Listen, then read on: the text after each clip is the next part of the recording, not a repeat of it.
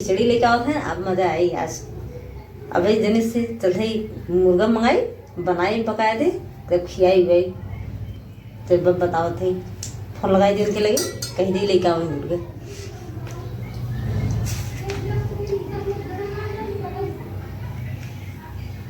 Hello, हाँ हमारे भैया खिचड़ी लेके आवा थे, जल्दी से मुर्गा लेके आवा। हाँ अबे अबे आधा घंटा में आई थे, बहुत जल्दी आया। चलो हाँ ठीक है, जल्दी आओ। देखा उन एक जने कहे है, आप भैया खिचड़ी लेके आवत हैं, अब आधा घंटा में आई हूँ तो पता कहाँ उन टहरा मारत है, इनाई का आई जल्दी से। अगर समय से ना लेके आए तब देखा, तब बताई तुमने। आज देखा चूरू ना फोड़ डाले तो बताए नहीं। चला आज आवेदन है, बड़ा समय हो जा आवेदन है आज।